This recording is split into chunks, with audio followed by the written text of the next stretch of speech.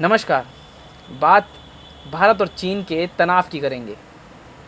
मेरे साथ इस वक्त हिमांशु बरमूला है और देश के युवा होने के नाते और एक पत्रकार होने के नाते जो आज हुआ, हौसले सभी लोगों को मिले।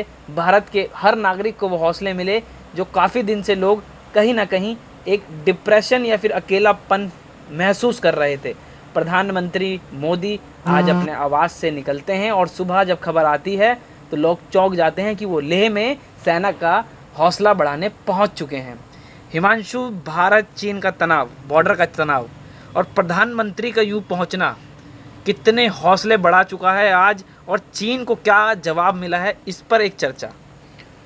देखिए दीपांश, जब दो देशों के सैन्य अधिकारी आपस में बात कर रहे हैं और वो ही एज अ सैनिक मतलब लिया जाए तो बिल्कुल इस तनाव को निपटाने की कोशिश कर रहे हैं, और डिप्लोमेटिक तौर पर भी देखा जाए तो इसी वही इस वक्त डिप्लोमेसी भी निभा रहे हैं भारत की ओर से जो सैनिक अधिकारी हैं। बिल्कुल। लेकिन अगर बात करें प्रधानमंत्री का लद्दाख जाना, तो एक एक पहलू तो ये देखा जाए कि ये सही भी है, क्योंकि उन्होंने जवानों के हौसले बढ़ाए हैं और उन्होंने कहा है कि हर नापाक कोशिश का जवाब दिया मुंह तोड़ जाएगा। जवाब दिया। लेकिन जब दो देशों के बीच तनाव की बात करें और किसी संवैधानिक पद पर बैठे नेता का लद्दाख जाना, इस समय तनाव और बढ़ा सकता है दो देशों के बीच। हिमांशु, जानना चाहूँगा किस नज़रिए से तनाव बढ़ सकता है, क्योंकि भारतीय सेना के हौसले जो थे वो और बुलंद हुए हैं कि उनका प्रधानमंत्री आज वहाँ तक पहुँच गया है। लेकिन जो आपने बिंदु बोला, एक जो पॉइंट था, आपका पॉइंट था कि जो पॉइंट है वो कि दोनों देशों में तनाव बढ़ सकता है, उसको थोड़ा स्पष्ट किया जाए। देखिए, जिस तरीके से चीन, एक साइड से देखा जाए तो चीन अब चिढ़ चुका है। रीज़न उसका ये है कि वो नहीं चाहता कि वहाँ पर कोई बड़ा संवैधानिक पद का अधिकारी आए। हो सकता शायद उनकी तरफ से भी आ सकता था, लेकिन वो भी चाहते हैं कि कहीं ना कहीं ये तनाव सैनिक ही आपस में निपटा लें, दोनों देशों की सेनाएं ही आपस में ये तनाव निपटा लें। रही बात आने को, उधर से शायद वहाँ के राष्ट्रपति भी आ सकते थे, वो भी दौरा भी कर सकते थे। वहाँ के माना विदेश मंत्री, कोई सा भी मंत्री वो बॉर्डर पर आ सकता था। लेकिन हो सकता आया भी हो और वो लोग आधिकारिक बयान देते नहीं है वैसे भी, और ना ही उनका किसी भी प्लेटफॉर्म पे देखा जाए क्लोज कम्युनिटी का सिस्टम उनके यहाँ चलता आज भी है। उनका अपना ही यूट्यूब है, ट्विटर है, हर चीज़ सोशल प्लेटफॉर्म है, वो अपने तक ही सीमित रखते हैं उन चीज़ों को। तो आया भी होगा, लेकिन उन्होंने मीडिया में इस चीज़ को फायर नहीं होने दिया कि इतने बड़े लेवल पे कोई अधिकारी आया है वहाँ पर। हाँ, लेकिन ये ज़रूर था हमारे कि लिए तो बहुत अच्छी बात है। वहाँ के चीन के जो सेना अधिकारी हैं, सबसे बड़े प्रमुख हैं, वो ज़रूर आए थे। जिस दौरान झड़प हुई थी उसी दौरान वो वहाँ पर आए थे। लेकिन वहीं वहाँ के जो विदेश मंत्री के प्रवक्ता हैं झाओ लिजियान, उन्होंने साफ तौर पर कहा कि किसी भी पार्टी को ऐसा नहीं करना चाहिए जिससे बॉर्डर पर हालात और बिगड़ें। आप इससे जाहिर लगा सकते हैं कि उन्हें भी इस चीज़ की कितनी चिंता है। वो भी नहीं चाहते कि तनाव और बढ़े, क्योंकि इस वक्त चीन चारों तरफ से घिर चुका है। पहले ही कोरोना से बिल्कुल, कोरोना से वो वैसे ही बहुत झूठ छुपा चुका है, और प्रधानमंत्री का एक तो भारत कोरोना की जो साजिश है वो कहीं ना कहीं दुनिया के सामने एक के बाद एक आती चली जा रही है। बिल्कुल। और कहीं ना कहीं कोरोना के दौर में दीपांश, प्रधानमंत्री का वहाँ जाना, एक और देश कोरोना से जूझ रहा है, दूसरी ओर देखा जाए तो ये बहुत बड़ा तनाव है। ये सिर्फ भारत चीन के बीच नहीं है, ये दुनिया में बहुत बड़ा तनाव है। इस पर दुनिया के बहुत सारे देशों ने भी अपनी नज़र रखी हुई है। अमेरिका जिस तरीके से साफ तौर पर कह चुका है कि अमेरिका ने एक कहा था, निगाहें कहीं और निशाना कहीं और, यानी उसकी निगाहें भारत पर हैं लेकिन निशाना उसका कहीं ना कहीं चीन पर है, क्योंकि उन दोनों की आपस में ही अर्थव्यवस्था को लेकर एक कोल्ड वॉर चलती रहती है आपस में। इसी के साथ जिस तरीके से अभी नेपाल के साथ भारत के रिश्ते ख़त्म भी क्या हुए हैं, लेकिन बॉर्डर आज की डेट में सील हो चुके हैं भारत और नेपाल के दोनों। हिमांशु, नेपाल की बात का आपने जिक्र किया। नेपाल यानी कि नेपाल और भारत का रिश्ता अगर माना जाए तो बहन बेटी जैसा या फिर एक परिवार जैसा रिश्ता है। लेकिन नेपाल इतना अराजक, बिल्कुल एक तरीके से अगर बोला जाए अराजक हो गया है भारत के विरुद्ध। उसने मतलब जवाब देना शुरू कर दिए, जो चीज़ें आज तक नहीं हुई हैं। जो चीज़ हमारी संधि में हो रखी है उनके विरुद्ध जाते हुए नेपाल भारत के खिलाफ खड़ा हो रहा है। कहीं ना कहीं क्या लगता है इसमें भी कहीं कॉन्स्पिरेंसी, कहीं साजिश देखिए कहीं ना कहीं रच रहा है? हाँ, जाहिर सी बात है, चीन का एक चीज़ तो स्पष्ट तौर पर है कि वो अपनी हमेशा से विस्तारवादी नीति को लेकर बड़ा है। उसने दूसरे देशों पर कब्जा ही करना सीखा और ज़मीन पर कब्जा करना सीखा, और यहाँ तक कि अभी कुछ दिन पहले ही सोशल मीडिया पर खबरें भी चली थी। होता क्या है कब्जा करने से? अगर कुछ मिले चीन को आधिकारिक तौर पर या बेसिकली वो सामाजिक तौर पर जमीन जमीन बढ़ाने के साथ साथ कब्जा करेगा और साथ ही साथ वो अपनी सेनाएं भेजेगा और अपने आप को एक तो क्या ये बात महाशक्ति के रूप में उभारना चाहता है। खुद समझ नहीं आ रही कि नेपाल खुद में एक संपन्न देश बनता चला जा रहा है? नेपाल क्यों गिरा जबकि इंडिया में पेट्रोल महंगा बिकता है और नेपाल में इंडिया से गया ही हुआ भारत उसको हर चीज देता है, हर सामान हम लोग उनको देते हैं, और वहाँ पे टैक्स ना होने के कारण भारत से वहाँ पे चीज़ें सस्ती मिलती हैं, और इसी वजह से भारत के लोग भी वहीं से ज़्यादातर जो बॉर्डर के आसपास के लोग हैं वो लोग वहाँ से करते हैं, चीज़ें खरीदते हैं।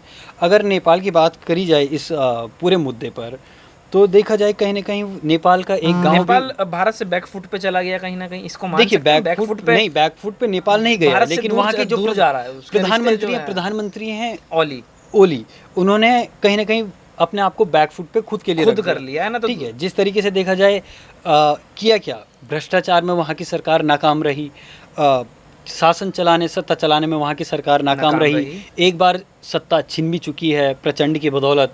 पुष्पदहल कमल प्रचंड जो पार्टी के इस वक्त चेयरमैन भी हैं, उनका कहीं ना कहीं वो वापस से समर्थन लेना चाह रहे हैं, और जो उनकी 5 सदस्यीय कोर कमेटी है उनमें से 3 ने उनका इस्तीफा मांगा है और 2 ने अभी नहीं मांगा है, लेकिन 3 का इस्तीफा, जहां मेजोरिटी ज़्यादा होती है वहां आपको भी पता है। बिल्कुल। लेकिन अभी उत्तराखंड के पिथौरागढ़ में तनाव कहीं ना कहीं उत्तराखंड में भी बहुत ज़्यादा बना हुआ है, इसको हम मान जिस तरीके से मेरे बहुत सारे जानकार हैं, साथी पत्रकार हैं, उन्होंने बताया कि बॉर्डर पर बहुत सारी हलचल है वहाँ पर भी, जबकि ये सब कुछ हो रहा है गलवान में, और बॉर्डर हलचल उत्तराखंड तक है, हलचल तो कहीं ना कहीं अरुणाचल प्रदेश और हमारे लगभग तक भी है, 3000 किलोमीटर, यानी कि एक जो पूरी बेल्ट है LAC से अगर वो शुरू होता है कारवां तो वो सिक्किम तक जा रहा है, और चाइना कहीं ना कहीं भारत के ऊपर दबाव बना रहा है। लेकिन प्रधानमंत्री मोदी जी का वहाँ पहुँचना आज जिस तरीके से वो लेह में पहुंचे, कहीं ना कहीं हौसले पस्त जरूर कर रहा है चीन के, इस बात को मानना पड़ेगा। चीन चिड़ा है, जाहिर सी बात है कि हमारा प्रधानमंत्री, भारत का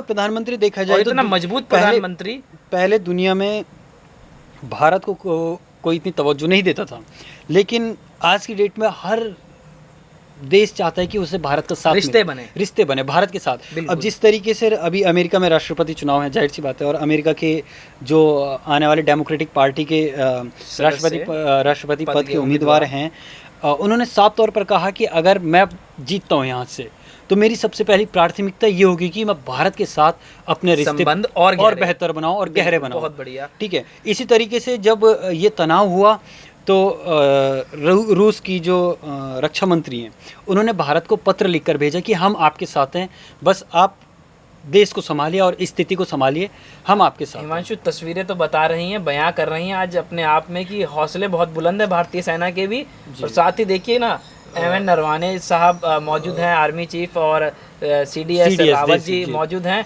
और भारतीय वायुसेना का हेलीकॉप्टर जब पीछे खड़ा है, तो ये तस्वीरें अपने आप में जोश भर रही हैं हम लोगों में भी, और सेना का तो जज्बा ही अलग है। एक साथ इतने बड़े अधिकारियों का जाना कहीं ना कहीं बहुत बोला जाए तो उच्च स्तरीय बिल्कुल चीजें हैं वहाँ पर, कि चीन को कहीं ना कहीं झुकना तो जरूर करना है, या उनके इरादे जो हौसले हैं वो चीन के पस्त होंगे। लेकिन जब भारतीय सेना के हौसले अभी बढ़ रहे हैं, वंदे मातरम के आज नारे लगे हैं, और बहुत ऊर्जा का संचार आज प्रधानमंत्री मोदी ने किया। आज देख सकते हैं ना कि किस तरीके से सेना में जो ऊर्जा का संचार हुआ है, वो कहीं ना कहीं एक बहुत अच्छी बात है। देखिए, अब दीपांश, इसमें सबसे बड़ा एक चीज़ प्रश्न है कि भारत के रक्षा मंत्री इस वक्त क्या कर रहे हैं।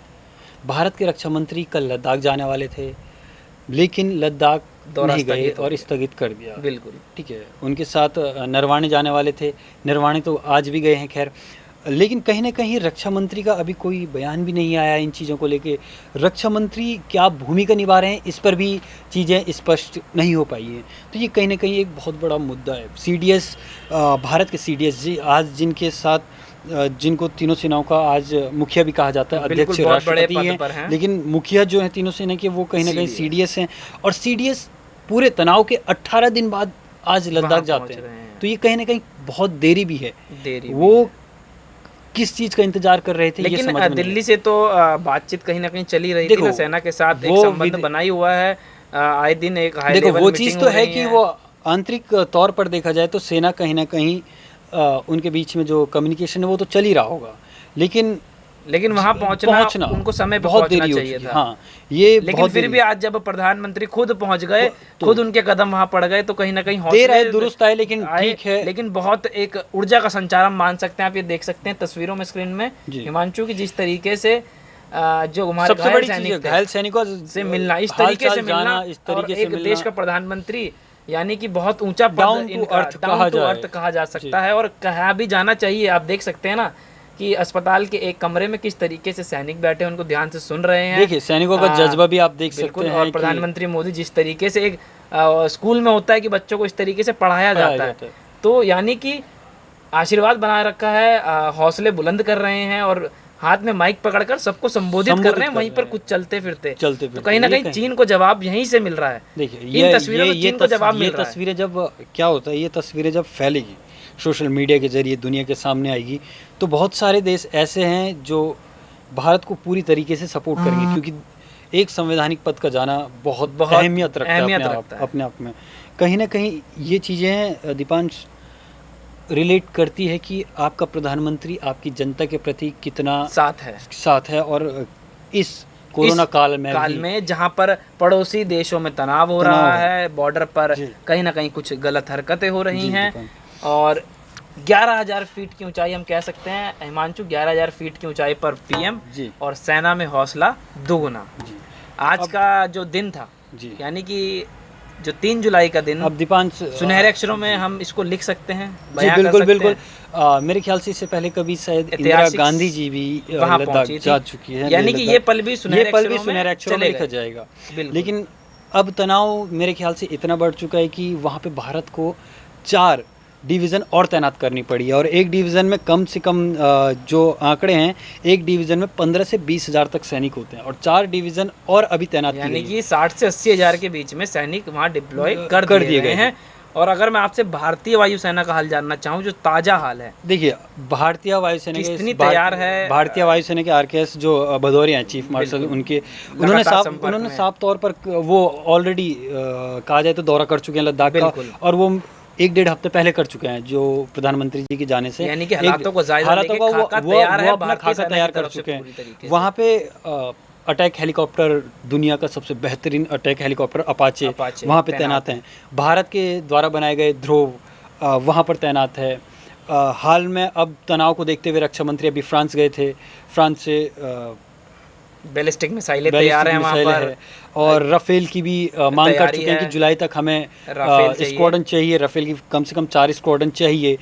तो कहीं ना कहीं ये हालात दुश्मन के हौसले पस्त पूरी तरीके से हो जाएंगे, और जो मिसाइलें तैनात भारतीय सेना ने कर रखी हैं, वो पूरी तरीके से मान सकते हैं पटाखे उड़ा सकती हैं जिनके जंगी जहाज़ों के। जी, चीन के पास सिर्फ एक है जो किसी भी मौसम में उड़ सकता है, जिसको शायद J-10 थंडर कहते हैं, लेकिन भारत के जितने भी इस वक्त हैं जंगी जहाज वो किसी भी मौसम में लड़ने के लिए जो हर वक्त है सज चुका है। नौसेना की बात भले हो सकते हैं कि वायुसेना की, हो सकते हैं कि उनके पास जो जहाज हैं वो ज़्यादा हो, लेकिन वो शेयरिंग नहीं करते, आज के हिसाब से नहीं है, वो आज के हिसाब से नहीं है। हो सकता है उन्होंने कागज़ में ज़्यादा दिखाए हों, हो सकता है कि जिस तरीके से अमेरिका बार बार अपनी खुफिया रिपोर्ट को मान सकते हैं कि चीन सिर्फ आंख दिखाता है। हाँ, क्योंकि देखिए जो दुनिया है वो दुनिया के सामने है। हाँ, चीन जो आज है नक्शे में, उसमें से अगर 46% हिस्सा हटा दिया जाए जो उसने कब्जा किया, तो चीन कहीं नहीं बचता है मेरे ख्याल से। महाशक्ति अपने आप को कहता है, और उसकी तो नीति ही है विस्तारवादी। 1958 से जब से तिब्बत को अपने कब्जे में लिया है, तो तब से उसने एक बनाया है कि आज आप देखते हैं कि तिब्बत की जो निर्वासित सरकार होती है वो भारत से ही चलती है, उनके जो निर्वासित राष्ट्रपति हैं वो भारत से ही अपना संबोधन अपने लोगों को करते हैं, और तिब्बत के ज़्यादातर लोग भारत ही में चीन कहीं ना कहीं जल रहा है इन चीज़ों को, क्योंकि बहुत सारे हैं। मंगोलिया का इसने ज़मीन कब्जाई है, अपने आसपास वियतनाम, मंगोलिया, कंबोडिया, जितने आसपास के छोटे देश हैं उन पर कहीं ना कहीं कब्जा है। इसी को अब उसकी विस्तारवादी नीति जाहिर सी बात है कोई चाहता नहीं है। यूएन बिल्कुल सुरक्षा में भी हिमांशु, होता है। दुनिया भर के लोग हमको जी। सुनेंगे, देखेंगे, बातों को आगे पहुंचाएंगे। संक्षेप में अगर आज का दिन को अगर 3 जुलाई के दिन को अगर संक्षेप में बयां किया जाए तो कैसा दिन रहा प्रधानमंत्री का पहुंचना, उसके बाद देखिए 12:30 बजे दिल्ली आने का वापस एक प्रोग्राम था, लेकिन उसको टाल के वहां तक शाम तक रुकना और सेना के साथ लगातार संपर्क में रहना, अलग अलग जगहों पे जाना, अलग अलग पोस्ट पे जाना, जिस तरीके से बैठे हैं प्रधानमंत्री खुद एक कैंप में, वो कितना हौसला बढ़ा रही है। ये तस्वीर बहुत ज़्यादा हौसला बढ़ा रही है। अस्पताल में पहुंचना, और देखिए शायद लंच भी यहीं हुआ है, दीपांश, लंच भी यहीं हुआ होगा। कैसे इस दिन को हम देखें? ये मेरे ख्याल से इतिहास में लिखा जाएगा, चाहे वो भारतीय सेना का इतिहास हो, चाहे वो देश का इतिहास हो, क्योंकि तनाव के दौर में किसी संवैधानिक पद का जाना अहमियत रखता है, मायने रखता है कि वो अपनी जनता के प्रति, वहाँ पर तो चलिए जनता इतनी नहीं है, वहाँ पे ज़्यादातर आर्मी है, तो आर्मी के प्रति भी इतना दयालुपन कि हाँ आपकी स्थिति कुछ भी हो हम आपके साथ हैं और हर वक्त खड़े हैं, बिल्कुल हौसला अफजाई कर रहे हैं। और जाहिर सी बात है दूसरे आदमी को हौसला ही मायने रखता है। तो बिल्कुल। जो भारतीय सेना को उन्होंने हौसला दिया है तो कहीं ना कहीं उनका जज्बा, जोश बहुत हाई हुआ है। बहुत बढ़िया हिमांशु, धन्यवाद चर्चा में, वार्ता में शामिल होने के लिए। हिमांशु युवा पत्रकार हैं और युवा पत्रकार होने के नाते जो बातें दिल की थीं, जो बातें मन की थीं, प्रधानमंत्री की तरह उन्होंने साझा करी, और उम्मीद और आशा करते हैं कि इस तरीके से हम आगे भी चर्चाओं पे बैठते रहेंगे। और अगर किसी गेस्ट पैनल में ऐड करना पड़ा किसी को तो बिल्कुल हर मुद्दे के साथ लोगों को आगे लेके चलेंगे। ये आपको जो हमारी वार्ता है, जो हमने बातें साझा करी, आपको भारतीय ब्रॉडकास्टिंग के ग्रुप पर, अलग अलग पोर्टल्स पर, अलग अलग प्लेटफॉर्म पर देखने को मिलेगी। साझा कर सकते हैं इसको आप द डेमोक्रेसी न्यूज़ पर, लाइव 18 पर, द यूएनएन पर जाकर, बीएचबीसी न्यूज़ पर जाकर, और साथ ही नेशन इंडिया के चैनल पर भी जाकर। सभी चैनल आपको यूट्यूब पर मिलेंगे। हम उम्मीद और आशा करते हैं कि आप लोगों का साथ और प्यार इसी तरीके से मिलता रहेगा। हम आप लोगों के साथ जुड़े रहेंगे और भारत के और दुनिया में जहां भारतवासी रह रहे हैं उनके हौसले इसी तरीके से बुलंद रहेंगे। और प्रधानमंत्री के साथ चाहे विपक्ष की बात हो, चाहे सरकार की बात हो, चाहे प्रशासन की बात हो, तमाम राज्य सरकारों की बात हो, इस ऐसे मुद्दों पर, यानी कि जैसे पड़ोसी देश हमारे जब हमको आंख दिखाते हैं, हम सबको एक साथ मिलकर खड़े रहना चाहिए। और आज देश एक साथ खड़ा भी है, आंतरिक मामलों में कोई हमारे दखल ना दे तो बहुत अच्छी बात है। और आगे हमको हिमांशु जिस तरीके से बढ़ना है वो यही तरीका है कि हम लोगों को, जो हमारे भारत की एक संस्कृति है, एकता और अखंडता, और वो साथ हमको में ये बनाए भी रखनी है। युद्ध की स्थिति में ये भी रहा है कि पहले कभी हम हथियार का इस्तेमाल नहीं करते, ना ही हम सद्भावना करेंगे। जो है सद्भावना और एकता और अखंडता हम बनाए रखेंगे। भारतीय ब्रॉडकास्टिंग के ग्रुप पर मैं आपको एक बार और बता दूं कि आपको बीएचबीसी न्यूज़ पर ये मिलेगा, और आपको ये वार्ता द डेमोक्रेसी न्यूज़ पर मिलेगी, आपको ये वार्ता लाइव 18 पर मिलेगी, आपको ये वार्ता नेशन इंडिया पर मिलेगी, आपको ये वार्ता द यूएनएन पर मिलेगी। तब तक के लिए धन्यवाद। जय हिंद, जय भारत।